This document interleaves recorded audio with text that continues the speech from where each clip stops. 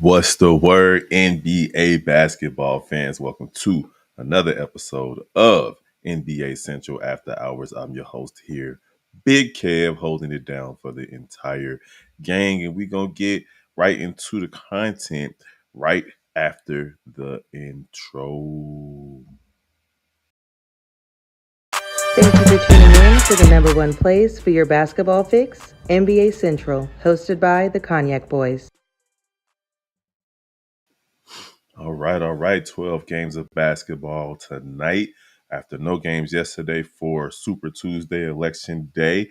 And it was some good games tonight. Some good games tonight. We're going to start with the Charlotte Hornets versus the Detroit Pistons, and with Brandon Miller getting the first true buzzer-beating game-winning shot to drop for the season. Of course, there have been game-winning shots this season so far, but none of them have been right at the buzzer like Brandon Miller's killer over the Pistons tonight to give the Charlotte Hornets the 108-107 victory in Charlotte. And hey, Charlotte's playing pretty well.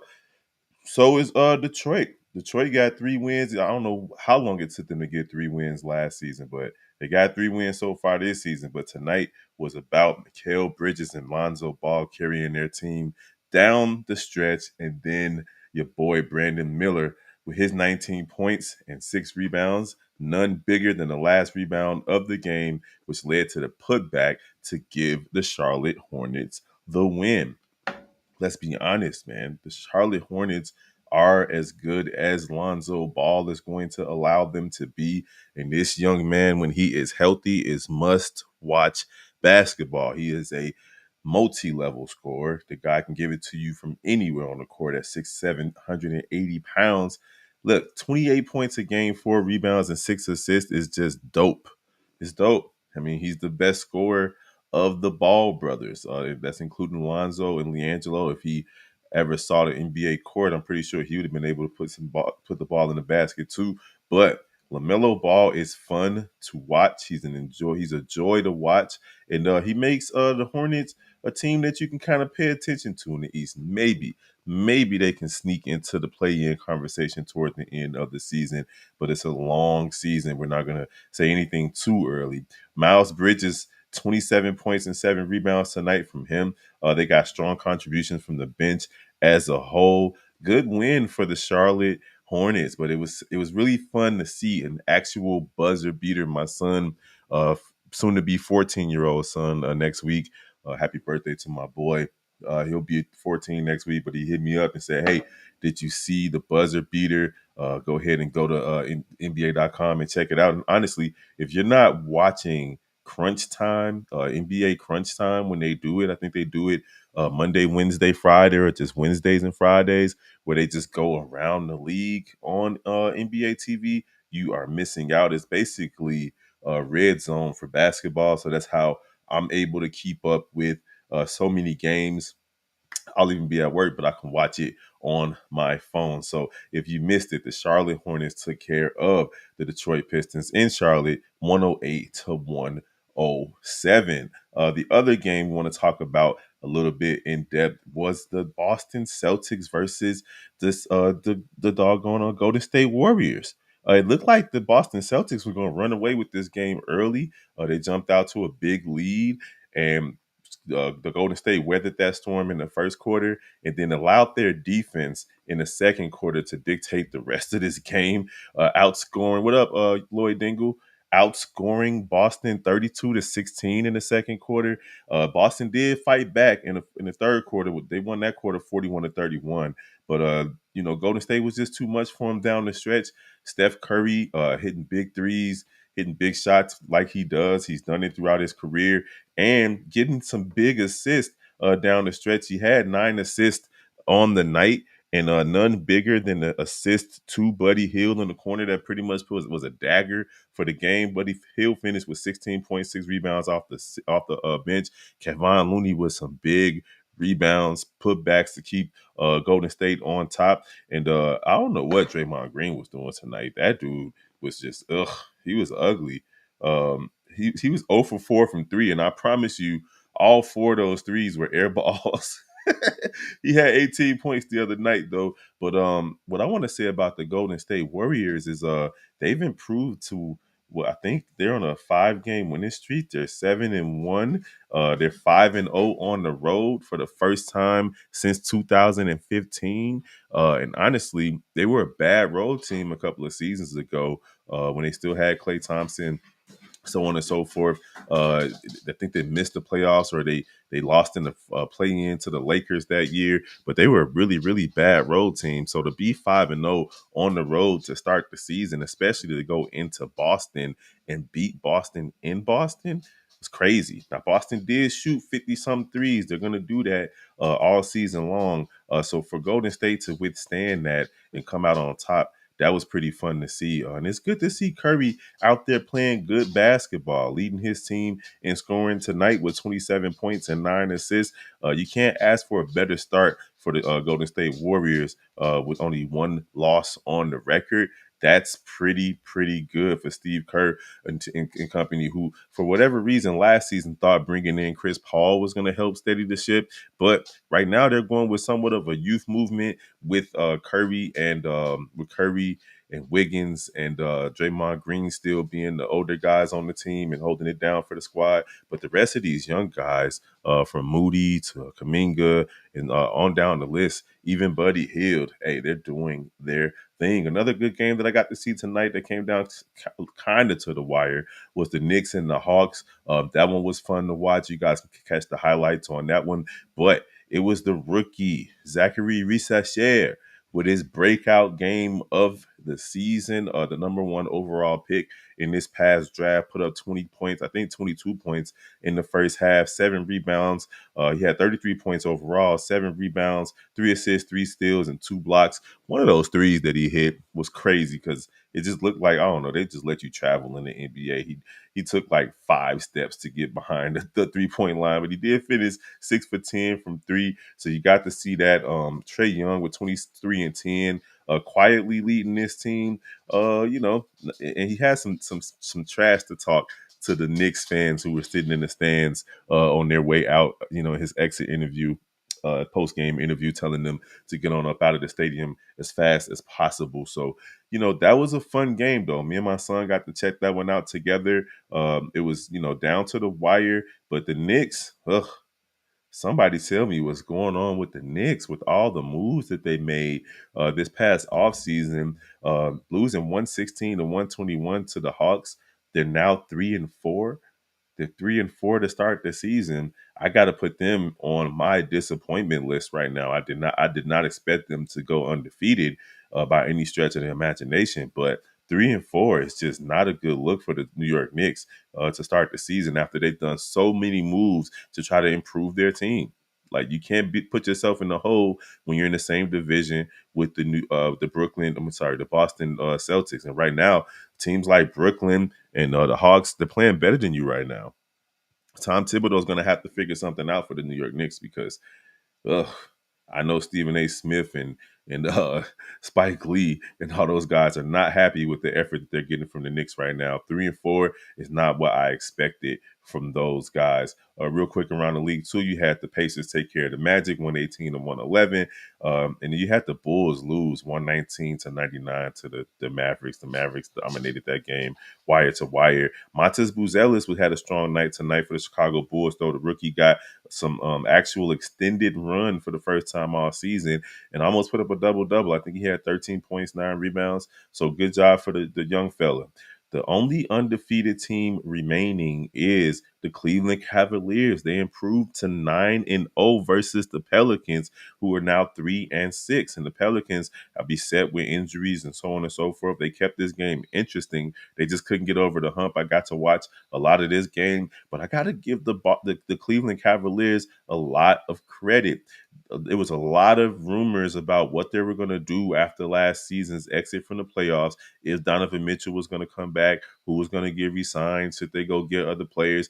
And they bought into every player that they had on the roster pretty much. And they didn't really change their roster too much with adding like extra free agents and so on and so forth. And so far, they have hit a home run. They have yet to taste defeat. And even when they're down, they've come back and won the games that they've been losing.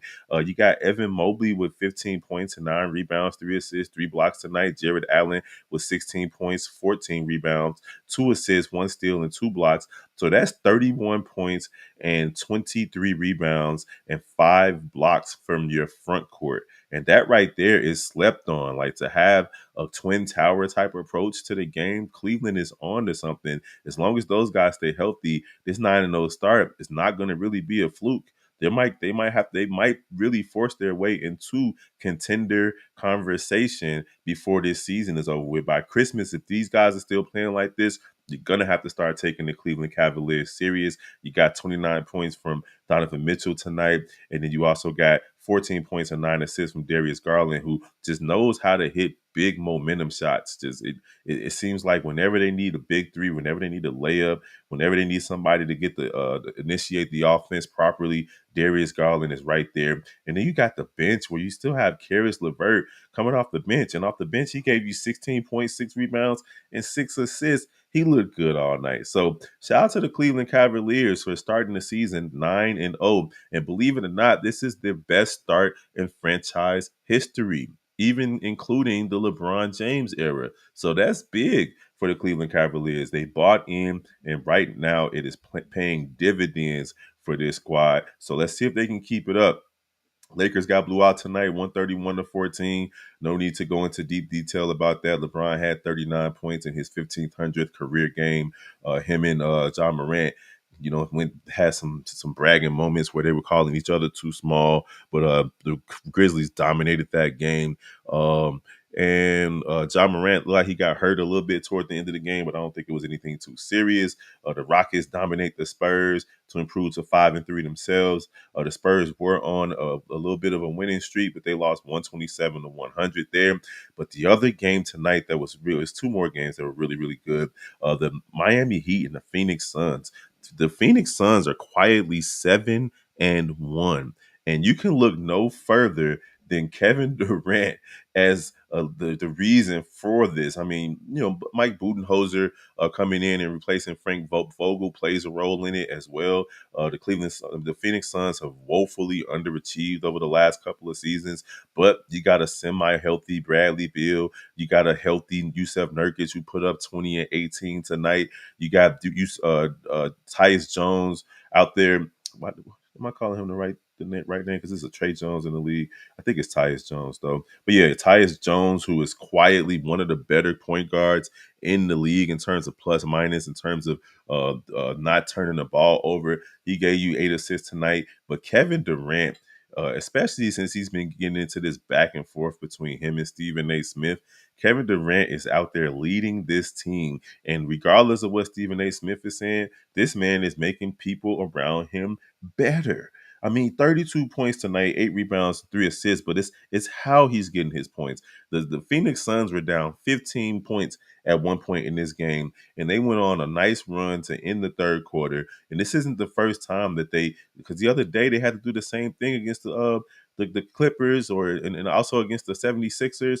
Kevin Durant's averaging 28.7 rebounds and 3.5 assists at 36 years 36 years old. And he just goes on these stretches where he just can't miss, whether it's from the mid range, whether it's from the fadeaway, whether it's from the three, going to his left, going to his right. This dude is a pure scorer, and he might just be the best pure scorer that we've ever seen. And that's including players like Melo, T-Mac, so on and so forth. Kevin Durant is showing even at this age, that if he gets into rhythm, there's no stopping him. There's no stopping him from getting that ball into the basket. They got a big win tonight versus the Miami Heat, 115-112. Miami had a chance to tie the game late, but they fell short. That was a good game to watch. I got to catch a lot of that one late night at work tonight.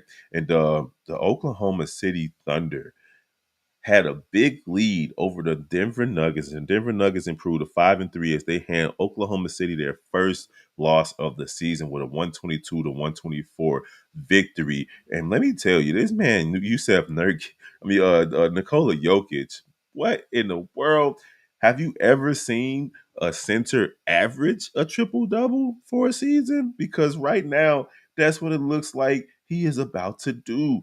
This man, Nikola Jokic, had another game tonight, and it's crazy because they need every point that this man can provide. Every win that they got so far, he's had numbers like this, and they're 5-3.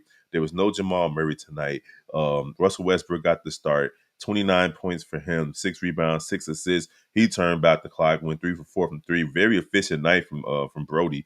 10 for 15 from the field. It's not something that you're used to seeing from him. He just doesn't have it like that anymore. But they needed him to have a big game tonight, and he did. But Nikola Jokic with 23 points, 20 rebounds, 16 assists, 2 steals, 2 blocks on 9 for 20 from the field, 1 for 3 from three. I mean, like, can you ask for a better player than Nikola Jokic? Like, it's crazy. It is so crazy to see what this man is accomplishing as a big man. Like, on the season, Nikola Jokic is averaging 29 points, 13 and a half rebounds, and 11 assists for the season.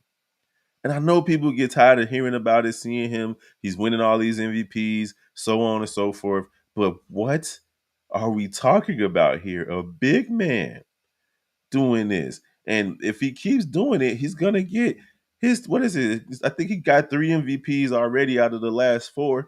He's about to have another back-to-back MVP. So shout out to Nikola Jokic for taking care of business. At the end of the day, that was a fun game to watch. It came down to the wire. A couple of missed free throws at the end gave Oklahoma City a chance to win, but they came up short. And then the last couple of games of the night was also blowouts. The Kings take care of business versus the Raptors again and win 122 to 107. And then the Clippers 110 to 98 over the 76ers, ruining Paul George's return to LA. He got a chance to play in the Intuit Dome. They got their second win in their home stadium. He had 18.7 rebounds and 2 assists. But James Harden has those guys out there humming. Norman Powell, one of my favorite players in the league, had 26 points for the Clippers, and it was a good game. So yeah, man, we're not gonna hold you guys.